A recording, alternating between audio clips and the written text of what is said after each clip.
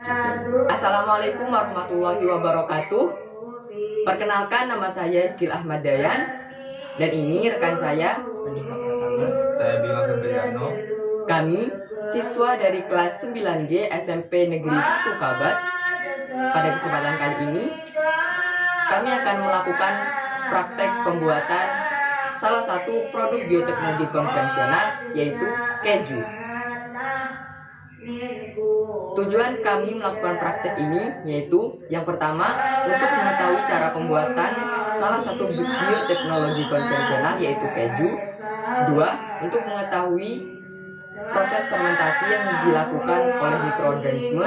Dan untuk menyelesaikan tugas praktek mata pelajaran IPA Biologi dan Bahasa Indonesia. Bioteknologi adalah suatu cabang ilmu biologi yang mempelajari cara pemanfaatan makhluk hidup atau bagian tubuh makhluk hidup untuk membuat suatu produk, baik barang maupun jasa, yang berguna bagi kehidupan manusia. Bioteknologi itu terbagi lagi menjadi dua jenis. Yang pertama, bioteknologi konvensional dan bioteknologi modern. Bioteknologi konvensional adalah penerapan bioteknologi menggunakan peralatan dan cara-cara yang masih sederhana dan umumnya menggunakan mikroorganisme secara langsung untuk melakukan proses fermentasi. Sedangkan bioteknologi modern adalah penerapan bioteknologi yang telah menggunakan cara, peralatan, dan teknik yang modern. Biasanya menggunakan prinsip rekayasa genetika dan teknologi reproduksi. Adapun contoh produk dari bioteknologi konvensional berupa bahan pangan, yaitu keju. Keju dibuat melalui fermentasi susu dengan cara susu diasamkan dan dipadatkan menggunakan mikroorganisme. Mikroorganisme yang biasa digunakan dalam pembuatan keju yaitu diantaranya bakteri Lactobacillus lactis, Lactobacillus casei, dan Streptococcus thermophilus. Bahan-bahan ini dapat mengubah gula susu atau laktosa menjadi asam susu atau asam laktat. Selama proses pembuatan, susu dibuat dalam keadaan asam dan dipadatkan. Maksud saya dalam keadaan asam dan ditambahkan rennet. Rennet merupakan kompleks enzim yang dihasilkan di dalam perut hewan ruminansia atau hewan memamah biak, yang komponen penyusun utamanya adalah enzim renin atau enzim chymosin. Enzim renin merupakan kelompok enzim protease yang mampu memutuskan ikatan peptida dalam protein yang menghubungkan asam amino atau satu dengan yang lain, maksud saya. Itu tadi sedikit pendahuluan berupa kajian teori tentang keju. Perlu teman-teman ketahui, untuk membuat keju ada beberapa alat dan bahan yang perlu kita siapkan. Yang pertama, bahan utamanya yaitu susu UHT. Kemudian setengah sendok teh garam halus. Kemudian toples atau wadah kecil, mangkok, panci, kait untuk menyaring, sendok makan, gelas takar, dan cuka.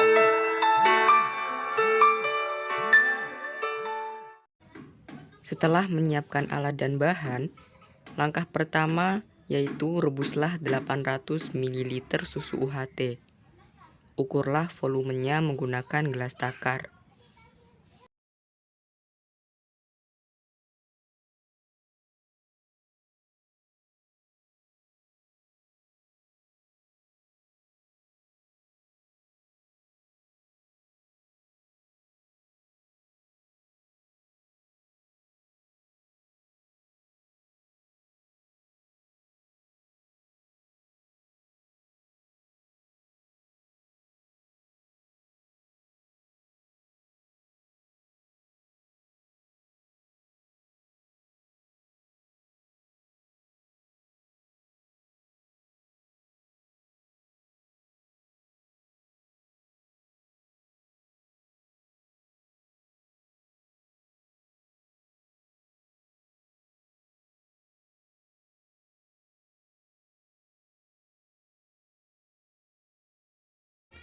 Aduk terus hingga mendidih, agar susu tidak lengket pada panci.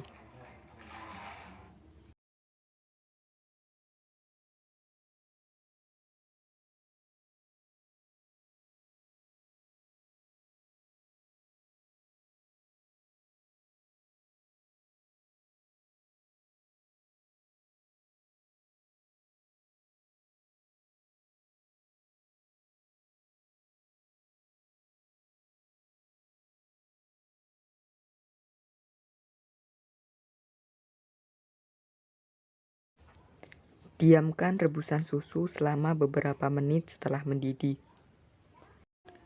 Setelah itu, tambahkan 6 sendok makan air cuka untuk memisahkan antara zat cair atau air dadih dengan zat padat atau dadih pada susu.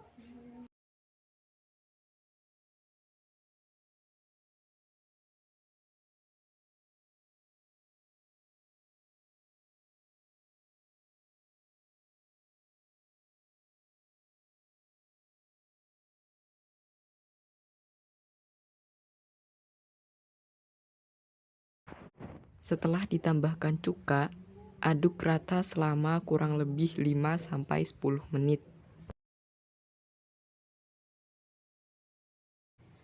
Setelah itu, saring menggunakan kain bersih agar dadih terpisah dari air dadih.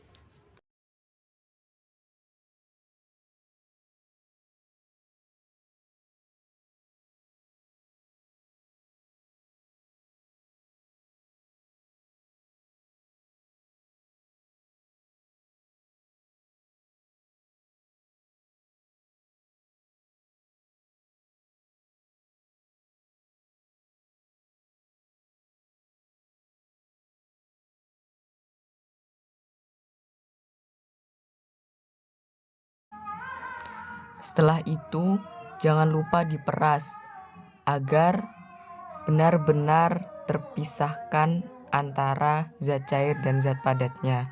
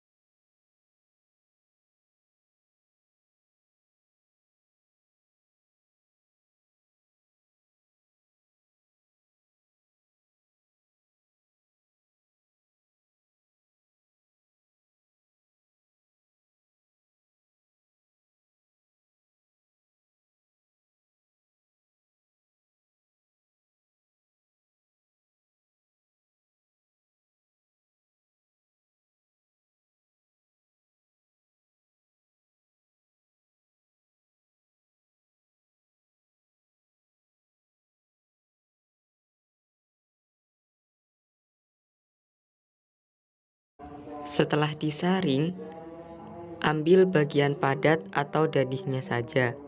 Selanjutnya, masukkan dadih ke dalam toples atau wadah kecil.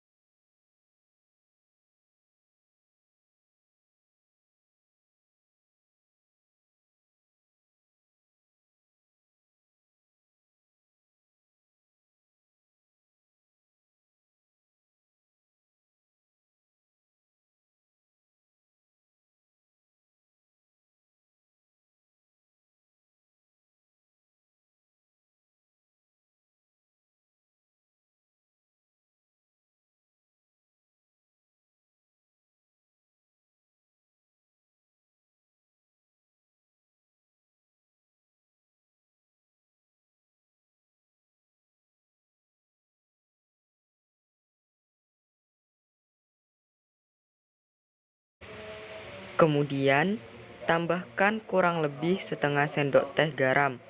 Lalu, aduk hingga merata.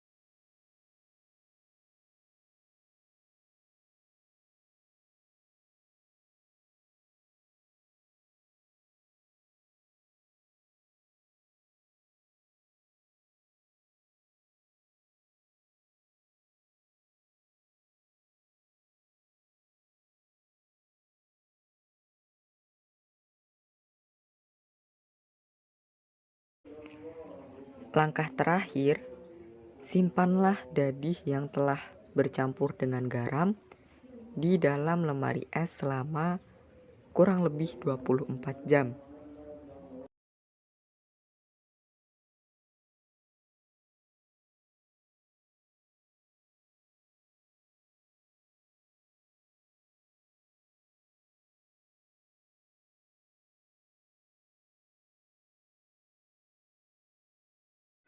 Baik teman-teman, itulah tadi proses pembuatan keju yang telah kami lakukan. Dari serangkaian proses tadi, kami mendapat beberapa kesimpulan, yaitu cuka makan mengandung asam asetat yang dapat menggumpalkan kasein pada susu. Karena asam cuka dapat dibuat dengan mikroorganisme penghasil asam laktat. Asam laktat juga berfungsi sebagai penghambat pertumbuhan bakteri penyebab penyakit dan bakteri pembusuk makanan. Pada pembuatan keju, garam berfungsi untuk mengawetkan dan mempercepat proses pembuatannya. Oleh sebab itu, rasa keju pada umumnya sedikit asin karena saat proses pembuatannya ditambahkan garam. Dan inilah keju hasil dari praktik kami tadi. Nah, untuk khasiatnya sendiri adalah yang pertama, baik untuk tulang. Keju memiliki kalsium yang baik untuk menjaga tulang tetap kuat. Dan yang kedua, dapat menjaga tubuh tetap langsing. Keju membantu tetap langsing berkat zat yang disebut butiar. 3. Bagus untuk gigi. Mengkonsumsi keju membuat gigi sehat karena kandungannya kalsium dan fosfornya. Dan kelima, mencegah kanker. Sebuah studi menemukan butiran dalam keju dapat melindungi dari kanker usus besar dengan mengurangi peredangan yang masuk usus. Ya teman-teman, itulah tadi praktek pembuatan salah satu produk bioteknologi konvensional yaitu keju yang telah kami lakukan dan beberapa kesimpulan yang kami dapatkan. Kurang lebihnya mohon maaf. Wassalamualaikum warahmatullahi wabarakatuh. Ya teman-teman, itulah tadi praktek pembuatan keju yang telah kami lakukan dan beberapa kesimpulan yang kami dapatkan. Kurang lebihnya mohon maaf. Kami akhiri. Wassalamualaikum warahmatullahi wabarakatuh. Salam literasi.